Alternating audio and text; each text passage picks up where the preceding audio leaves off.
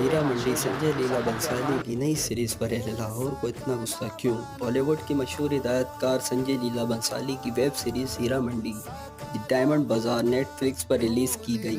8 احساس پر مشتمل اس سیریز کی کہانی 1910-1940 کی دہائی میں برطانوی راج کے خلاف ہندوستان کی آزادی کی تحریک کے پس منظر فلمایا گیا ہے۔ اس سیریز کی کہانی ایک طوائف ملکہ جان اور اس کے کوٹھے کے ارد گرد گھومتی ہے۔